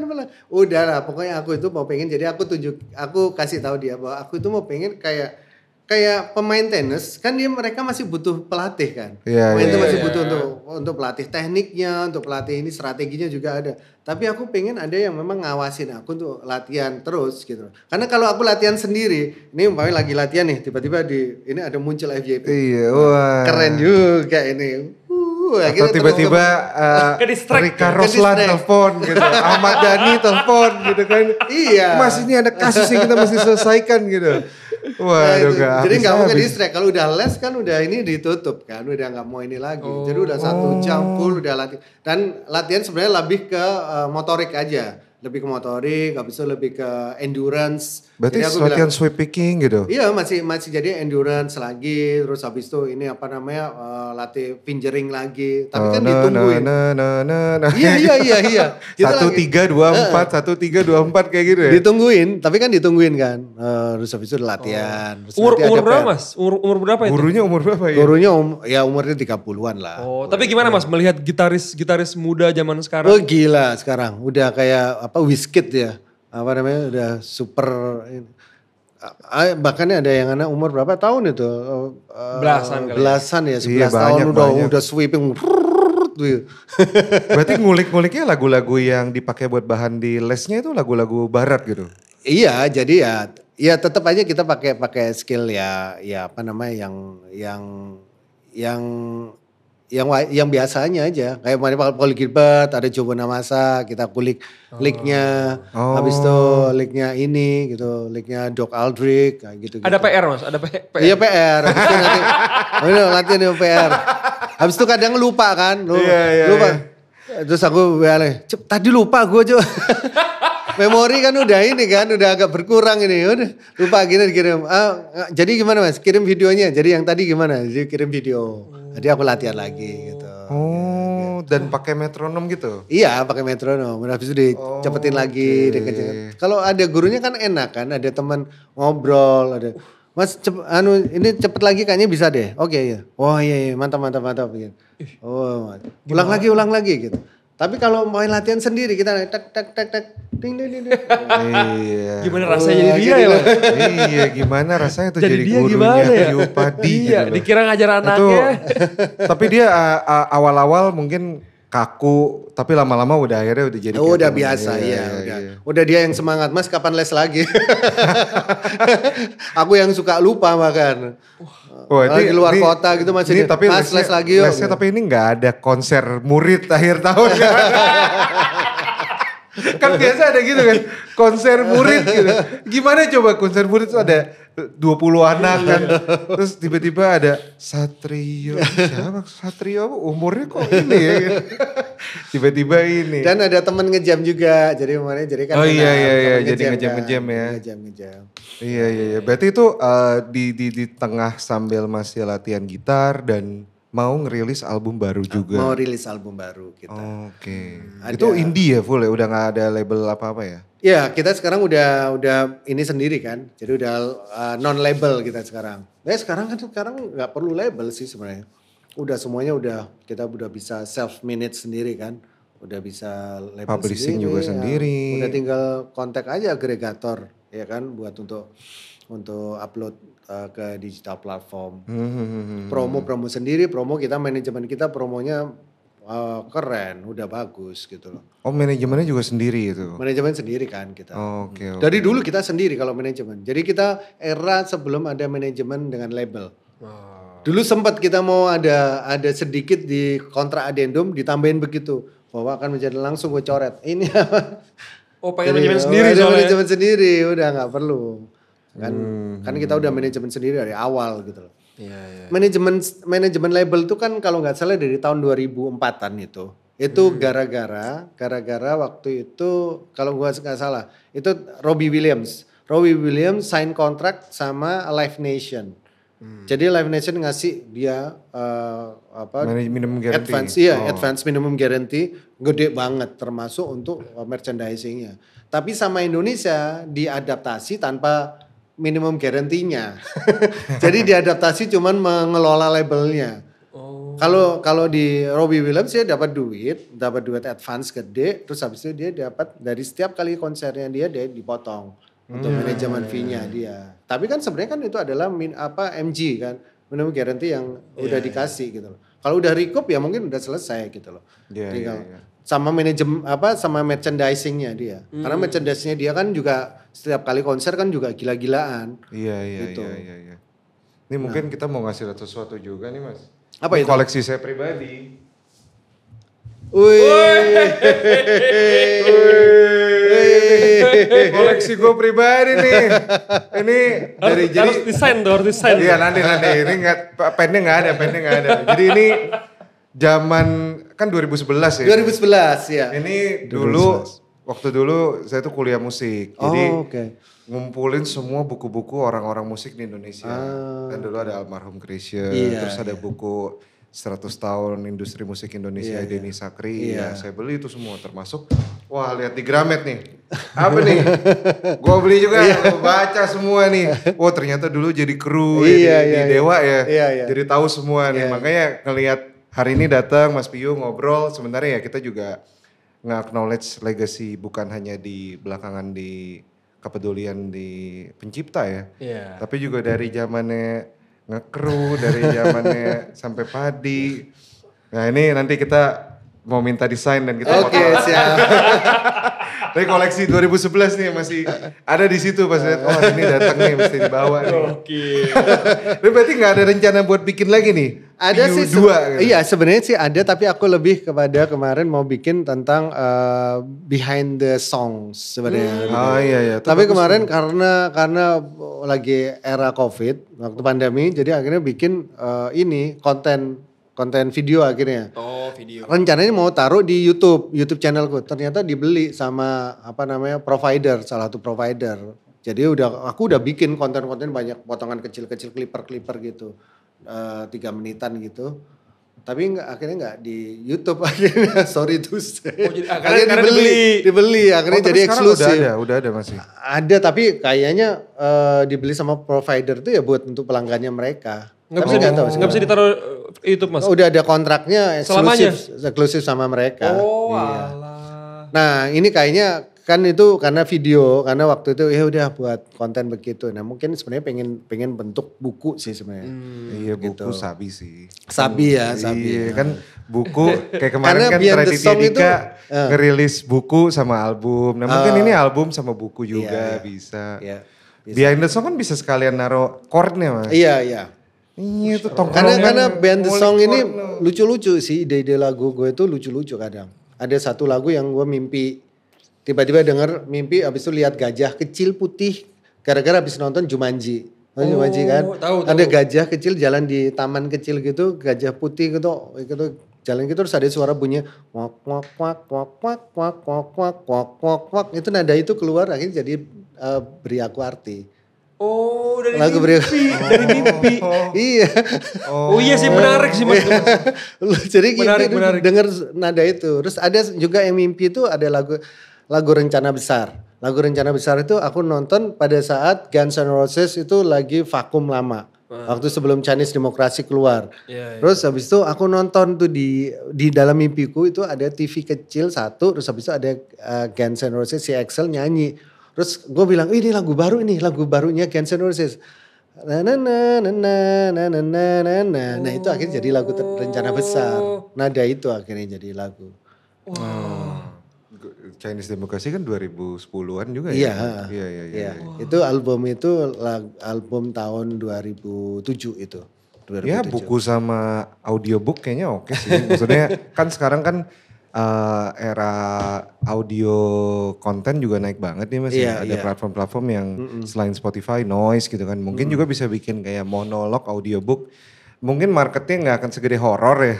Tetap ya horor tetap lebih gede. Tapi pasti ada aja Mas yang dengar. Pasti ada aja yang misalnya lagunya 12 terus ada audiobook yang menjelaskan before. Bahkan kalau mau dirilis di Spotify bisa juga misalnya. Demo gitu bukan? Kemarin gue sempet denger deh album luar. Gue lupa albumnya siapa. Tapi dia sebelum track itu tuh selalu ada ngomongnya. Tapi namanya track Mas. Oke. Jadi misalnya satu lagu dia nih apa nih gitu ya. Misalnya Padi Ternyata Cinta gitu ya. Nah itu nomor 2, nomor 1-nya Ternyata Cinta intro. 1 menit dia ngobrol. Tentang lagu itu. Satu orang ngobrol kayak atau tapi bahkan lagu itu yang belum udah pernah rilis atau baru? Kalau yang itu kayak satu album. Satu album baru. Album baru kayak semacam di-upload lagi dengan versi yang baru gitu. Jadi kayak behind the song gitu. Kan kalau kayak di streaming device bisa kita kayak gitu ya, kayak upload ulang dengan album yang repackage kayak gitu. Iya. Itu asik sih, buku juga kayak gini. Jadi kalau kayak gini kan ya nggak lekang sama zaman nih. Ini kebetulan saya ngerawat sih. Cuma maksudnya kalau yang umum mungkin udah robek-robek ya. Ngerawat sih. Jadi ya boleh lah itu. Nah itu by the way itu sekian break mengenai inilah. Oh ini nih udah. Boleh. Kita harus sign dulu nih. Aduh. Life sign. Nih. Di dekat tulisan namanya nih biar. Waduh. Wah, aku udah lupa tanda tangan. Nyari contekan. Soalnya kebanyakan tanda tangan ini paraf ya? Bukan, tanda tangan surat. Permohonan audiensi. Permohonan audiensi. Yin and yang-nya lu jangan sampai lupa. Mantap, terima kasih Mas. Terima kasih. Kita lanjut ngobrol lagi, tapi mungkin sebelum kita tutup podcast ini sebenarnya kita ngobrol sebagai summary ya, karena hari ini kita udah cukup belajar. Mungkin sobat musik yang mendengarkan atau menonton sampai sekarang, kita bisa bilang topik mengenai hak cipta, royalti dan kawan-kawan itu sebenarnya tidak akan bisa selesai dengan mudah hanya dengan menonton satu podcast betul. Mendengarkan dari satu pendapat, sumber. Ya. Tapi memang sebenarnya ini harus menjadi kegiatan kolektif yang dilakukan oleh semuanya, dari media, dari musisi, dari penyanyi, dari pencipta, bahwa setidaknya aware gitu loh. Karena kalau saya sering ngomong ke teman-teman yang saya ketemu gitu ya. Saya kalau ke Malaysia, paling dekat Malaysia gitu ya, di semua tempat publik di Malaysia itu udah ada stiker bahwa tempat ini sudah membayar royalty clearance. Dan di Indonesia yang saya baru lihat itu di McDonald's. Di McDonald's itu ada sertifikat membayar ke LMKN. Tanda tangannya juga pejabat yang sekarang tuh, Pak Dharma. Jadi memang saya lihat, oh ternyata di Indonesia tuh udah ada. Tapi belum di semua tempat. Dan banyak yang malah bilangnya nih, wah ribet nih royalti, lu nyusahin gua. Padahal enggak ya.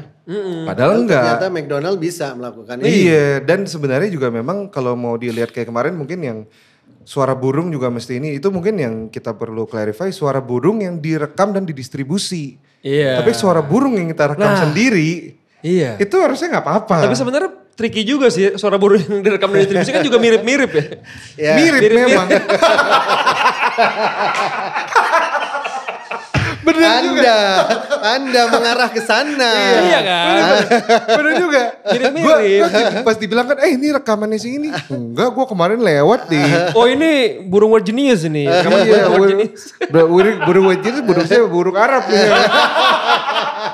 Ini burung-burungnya ini nih. Oh ini burungnya, labelnya Warner nih yang rilis nih. Warner ini. Susah ya, mirip-mirip ya. Bisa, tapi emang bener sih, suara burung itu kan meskipun udah diproduksi, dirilis, di mix master, tapi suara burung itu kan emang nyaru ya. Kita mau rekam sendiri. Mungkin ada watermarknya kali, watermark. Oh ada gini, suara pip pip pip. Warner Music. Iya.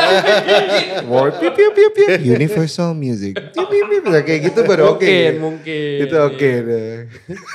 Itu gimana Mas kalau soal tanggapan mengenai suara burung yang ramai banget itu? Ya ini memang kan kadang ya makanya yang tadi sebenarnya yang lu sampaikan tadi benar. Sebenarnya kan masalah ini sebenarnya mudah banget untuk kita selesaikan. Ya tinggal berkumpul aja dengan media juga yang akan menyampaikan jadi amplifikasi informasi. Terus habis itu LMKN-nya, habis itu yang terkait juga penciptanya, pemilik masternya juga. Dan juga penyanyi dan segala macam sebenarnya enak gitu kalau kita bisa nemuin rumusan seperti itu kan gampang. Nah ketika itu muncul dan akhirnya jadi berita informasi kayak tadi ketua LMK yang bilang bahwa tetap harus dikenakan royalti. Nah itu kan sebenarnya hasil dari kutipan dari omongannya dia yang udah panjang segala macam. Akhirnya diambil dikutip akhirnya muncullah itu. Itu memang headline-nya. Headline-nya clickbait-nya itu kan. Clickbait. Betul. Zaman sekarang butuh itu. Buat narik engagement. Buat narik engagement itu. Padahal penjelasannya kita udah tahu jawabannya. Iya. Dan tapi lucu sih akhirnya saya ngeliat ada beberapa yang ngepost kayak ya kalau emang lu ngerasa ini ribet coba bikin sendiri, coba bikin musik sendiri. Terus ada akhirnya ternyata muncul juga beberapa solusi yang sebelumnya nggak disangka ada. Kayak contoh ada yang coba ada website yang memang bener-bener ngasih musik yang buat solusi. Musik yang buat diputerin di kafe, bayar lisensinya dan musiknya tuh kayak musik-musik klasik gitu. Rekaman-rekaman yang memang boleh dimainkan dan memang kita bayar untuk itu. Dan akhirnya jadi sekarang beberapa tempat jadi punya opsi. Oh iya kalau gue mau putar ini gue tetap bayar. Nah tapi mungkin pertanyaannya gini, katakanlah misalnya sebuah tempat tidak memutarkan musik yang harus dibayarkan lisensinya. Atau dia ternyata punyanya musisi, terus dia bikin musik instrumental sendiri dan dia play. Dia tetap harus bayar gak sih? Nah itu sebenarnya hampir sama seperti yang tadi kita usulan tadi tentang opt-out tadi mengenai konser pertunjukan. Itu kan sebenarnya juga begitu. Karena apa? Karena dia yang memiliki, dia yang menguasai, dia yang mengelola sendiri karyanya. Dan itu memang sebenarnya harusnya disampaikan kepada pada lembaga manajemen kolektif itu supaya tidak terjadi double collecting atau collecting yang sebenarnya tidak diharapkan. Muter lagu apapun ya, lagunya Robbie Williams, lagunya master-master di Indonesia. Karena master-master di Indonesia kan ada yang punya. Betul. Jadi ini bukan urusan antara pencipta dengan penyanyi. Ini hanya urusan yang punya master lagu-lagu tersebut dengan pengelola kafe restoran gitu dan LMK gitu. Jadi ini harus sebenarnya makanya ini kadang kita ini jadi jangan sampai karena gua ngerti ngomongan begini akhirnya gua diundang kemana-mana untuk ngomongin tentang ini bukan urusan gua ini sebenarnya. Dari hari ini gua diundang sama TV One, diundang sama Kompas, diundang sama Metro TV untuk ngomongin sebagai wakil musisi. Gua nggak ada urusannya. Ini urusannya yang punya master. Iya kan? Dia punya master dan nggak ada. Betul. Ini sebenarnya bukan yang aksi perjuangkan. Bukan aksi perjuangkan. Karena ini master. Master yang punya master. Jadi yang pengurusin ini adalah namanya Selmi. Dia yang punya master, pemilik hak terkait. Dia punya master. Karena dia nggak bisa ngolek sendiri, akhirnya dikuasakan kepada LMK. LMK supaya untuk mengkolek. Karena diputar lagu ini. Kan dia berhak dong. Ini. Kan dia berhak karena dia yang punya pemilik master. Punya master itu. Dia berhak dia untuk mengkolek yang tidak terkolek sama dia. Gitu loh. Yang tidak termonetize sama dia kan. Jadi ini nggak ada urusannya. Kalau musisi ditanya sebenarnya nggak nyambung sebenarnya. Karena bukan. Iya, ini sebenarnya lebih ke label. Iya. Label belum karuan juga master. lagu gue juga diputar di restoran itu kan juga nggak rugi-rugi juga kan. Belum karuan lagu gue juga diputar kan. Tapi yang tahu lagunya diputar kan ya pemilik hak terkait ini si punya masternya si Selmi. Musisi sebenarnya nggak boleh berkomentar harusnya di hal ini. Nggak perlu berkomentar maksudnya. Nggak perlu berkomentar karena nggak ada urusannya. Dan yang lain juga nggak perlu berkomentar juga gitu loh.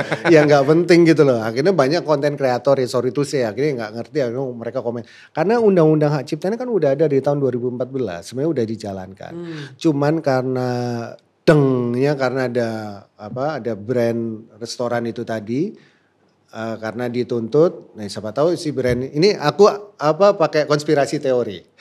Boleh. Konspirasi teori ini si brand ini restoran ini dia memang sengaja gue nggak mau bayar biar gue ditulis terus brand gue, percaya nggak? Ada nggak kepikiran itu? Iya. Karena akhirnya lu ngomongin itu kan, semua orang ngomongin itu kan. Terus gara-gara ngomongin itu jadi lapar. Maka dari itu ini adalah kirain tahu ada placement. Ini adalah mie. Gitu. Itu konspirasi teori yang gue pikir itu bisa.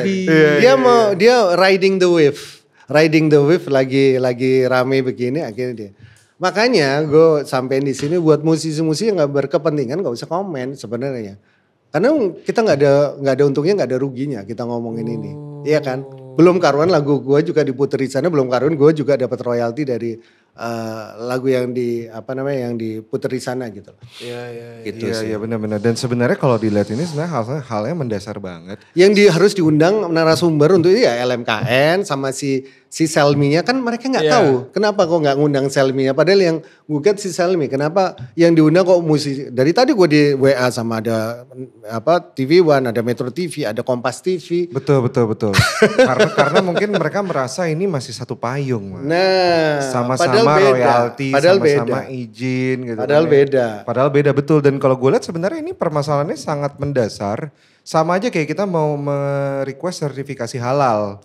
Kayak lu mau buka restoran yang target market lu yang makan makanan halal ya berarti lu mesti ada sertifikasi halal. Lu mau bikin produk yang butuh BPOM lu mesti ada BPOM. Nah gue kayak gini yang paling diuntungkan siapa ya brand yang lagi bersengketa ini karena diomongin terus kan. Sebagai contoh lu di sosial media selalu ngomongin itu. baru aja di ini segala macam. Padahal mereka sekarang udah beres tuh, udah mediasi. Dengar-dengar udah beres, udah mediasi. Tapi kan diomongin terus. Diomongin terus sampai akhir tahun ini nanti diomongin terus. Yang untung siapa? Yang untung yang punya brand. Bener juga. Iya. Sebenarnya kalau udah ada sertifikasinya sebenarnya udah beres. Aman nih ya. Atau ya memang simply membayar gitu ya. Iya. Waduh, ini gak kerasa ini kita ngobrol lumayan sejam lebih panjang. nih. Iya. Oh iya. Tapi mungkin apa sih Mas Piyu sebagai mungkin pesan yang merangkum semuanya gitu. Mungkin yang pasti dari kami juga yakin ada rasa meskipun panjang umur perjuangan tapi pasti ada juga rasa lelah gitu ya untuk menghadapi ini dan dalam timeline hidup kita yang tidak akan kita hidup selamanya gitu. Sebenarnya apa sih yang bisa Mas Piyu sampaikan sebagai sebuah kalimat yang akan menjadi estafet gitu, di kemudian hari untuk karena saya yakin ini tidak akan selesai di tahun ini, tidak akan selesai juga mungkin di 10 tahun ini gitu, mungkin akan panjang. Apa sih yang mungkin bisa menjadi awareness gitu karena yang kayaknya kita butuhin sekarang tuh awareness bahwa yang dilakuin entah itu visi, entah itu aksi sebenarnya kan masing-masing memperjuangkan hak yang menurut masing-masing benar. Dengan dasar yang masing-masing diperjuangkan dan aksi hari ini juga udah menjelaskan lewat dasar hukum gitu ya. Apa sih Mas pesan yang bisa disampaikan? Ya pasti kalau gue ngelihat memang gue yakini juga sama seperti lu kan juga sekolah kuliah di musik juga kan. Jadi pasti tahu bahwa Indonesia ini kan masih muda ya, masih 80 tahun Indonesia merdeka sedangkan urusan hak cipta ini di Eropa udah dari tahun 1700 San itu udah menjalankan itu. Beethoven tahun 1770 udah berkarya gitu loh. Jadi udah berkarya dan di situ udah copyright sudah berlaku, sudah dijalankan. Walaupun masih zaman era masih belum ada media seperti sekarang kita dengarkan, belum ada perekam dan segala macam. Tapi copyrightnya kan udah ada dari penulisan partiturnya kan sudah bisa dimonetize ketika digunakan dipakai di negara lain, di Austria, di Jerman, di segala macam kan tetap copyrightnya tetap milik si intellectual property milik si Beethoven. Jadi kembali kepada Indonesia kita masih berproses dan gue bersyukur walaupun apa yang gue perjuangkan sekarang bersama dengan teman-teman masih dalam proses ini masih baru 2 tahun kita berjalan. Gue yakin bahwa gue percaya bahwa memang tidak mudah untuk memperjuangkan ini karena ini adalah memperjuangkan sesuatu yang sebenarnya sudah menjadi sebuah yang diyakini kebenarannya sebelum ini yaitu ketika banyak orang ketika aksi sudah mulai bersuara bergerak tentang perlunya untuk meminta lisensi terhadap penggunaan karya. Zaman dulu tidak seperti itu, kita bebas untuk bawain lagu siapapun. Tidak perlu ada izin ke pencipta dan segala macam. Karena memang dari dulu tidak ada tidak ada pemenuhan atas ini gitu loh. Tidak ada yang menjalankan ini. Karena apa? Karena dari nenek moyang kita memang sudah terbiasa guyup. Namanya dulu negara kita kan paguyupan kan sebenarnya. Bukan sesuatu yang berdasarkan individualistik. Jadi zaman dulu biasanya makanya kenapa banyak lagu-lagu anonim. Kayak lagu Burung Kakak Tua dan segala macam. Sirip kuning. Iya. Itu karena apa? Karena ngerasa itu yang pencipta siapa sih? Kita sama-sama aja yang penting kita mangan gak mangan asal kumpul gitu kan. Karena guyup itu. Karena kita merasa begitu. Tidak ada individu. Tapi ketika tahun 1912 ini sejarahnya itu ketika Belanda mengenalkan tentang copyright dan segala mulai semua belajar mulai ada penulisan pencipta lagu. Makanya ada W.R. Supratman dan segala macam itu karena memang udah ada copyright bahwa ada yang memang mempunyai hak atas sebuah karya dari karya ciptanya. Nah itu udah mulai berjalan sampai akhirnya tahun 2014. Ini sebenarnya masih prematur banget 2014. Sebenarnya bahkan ada dari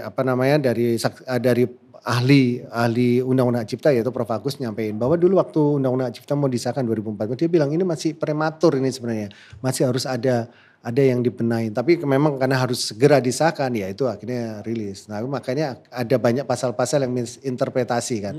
Nah perjuangan untuk itu kita paham kok. Kita paham untuk melakukan revisi perubahan undang-undang cipta pasal itu nggak gampang juga prosesnya panjang. Lu tahu sendirilah urusan bukan musik aja udah banyak undang-undang yang masih bertumpang tindih segala macam kan banyak. Apalagi urusan musik yang dianggap kecil oleh negara ini, masih dianggap kecil sebenarnya. Jadi mungkin akan dijadikan prioritas kesekian gitu loh. Tapi nggak apa-apa, yang namanya juga perjuangan pasti ada proses. Gue percaya itu, walaupun gue sekarang lelah, gue capek, gue harus datang ke podcast, gue harus menjelaskan ini itu, harus datang ke stasiun TV dan segala macam. Gue yakin ini ada sebuah proses yang nanti akan menjadi sebuah kebaikan buat bangsa kita, buat anak cucu kita, bukan buat gue sekarang ini, tapi mungkin buat anak-anak gue nantinya, anak cucu gue, supaya mereka bisa mewarisi ini dengan tenang gitu. Karena apa? Gue hampir setiap hari gue terima WA yang perlu bantuan dari pencipta, keluarganya pencipta, istrinya pencipta yang udah meninggal, yang ini segala macam. Gue nggak mengeluh, gue nggak komplain, tapi inilah realita, inilah fakta bahwa masih banyak para pencipta yang belum terpenuhi haknya. Sedangkan lagunya dipakai masih digunakan sampai sekarang gitu loh. Dan ini kenyataan yang memang harus kita sama-sama harus kita rubah, walaupun memang tidak bisa 100% rubah, tapi ada proses untuk perubahan ke arah yang lebih baik. Itu aja sih. Nah, kembali kepada gue, kalau gue kan masih ngeband, masih nyanyi sama Padi, gue masih menikmatin itu gitu loh. Gue masih urusan hak cipta ini sebenarnya kesekian sebenarnya. Tapi gue masih menikmati dari ngeband, habis itu dari bisnis gue masih ada, publishing masih ada, habis itu yang dari trading, dari kripto dan segala macam. Itu kan masih bisa gitu loh. Tapi yang lain yang belum pernah mengalami masa-masa ini, kita harus paham bahwa ini harus ada perubahan buat anak cucu kita ke depan gitu. Karena ini nyata, fakta, masih banyak pencipta lagu yang masih belum teredukasi, literasi terhadap karya cipta itu masih kurang. Terus habis itu juga kalau sistemnya tidak kita benahi dari sekarang. Dan at least sekarang kan banyak ngomongin itu di sosial media, udah banyak netizen udah banyak yang bersuara. Banyak juga yang anti sama gue, banyak yang bilang inilah sosok yang merusak musik Indonesia dan segala banyak begitu juga gitu. Tapi buat gue lucu-lucuan aja, ini kan orang-orang nggak paham ya. Habis itu gue cek akunnya, ternyata followernya 21, followernya cuma 0. Akun fake gitu. Ya udahlah, biarlah. Dan yang penting adalah bahwa kita masih punya semangat untuk perbaiki musik Indonesia yang lebih baik lagi gitu. Mantap. Semoga memang benar sih. Tadi gue juga sempat penasaran, yang bisa punya untuk mampu dan punya kemauan untuk mau mengurus ini adalah orang yang nggak mungkin buat makanannya masih bingung gitu loh. Iya. Dan tadi waktu dijelasin masih ini urusan hak cipta sekian, ya mungkin itu juga panggilan ya Mas Pio. Panggilan ya. Bahwa memang ketika Mas Pio udah urusan-urusan yang mendasar tuh udah beres gitu, baru bisa membantu untuk yang urusan mendasar aja yang belum beres. Iya. Teman-teman pencipta lain yang mungkin buat minggu depan bingung gimana. Saya juga nggak mungkin, saya cuman besok saya masih mikirin beli gitar lagi, nggak mikirin itu. Udah nggak mikirin hidupku lagi, udah nggak mikirin itu gitu loh. Tapi sekarang kalau umpamanya orang masih mikirin itu, masih mikir hari ini harus makan apa, hari ini anaknya harus ke dokter, urusan BPJS.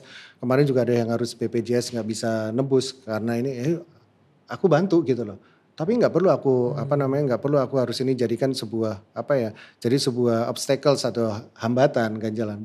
Ini pasti akan ada sesuatu yang baik nanti akan datang gitu loh. Gitu. Cocok Ram. Bandnya Padi soalnya. Betul. Menabur untuk menuai. Menabur untuk menuai ya. Karena kan tadi kan udah Pio, Padi, Aksi, Padi ditanam menjadi nasi. 4 terus ya. 4. Nasi kalau nggak dimakan jadi basi.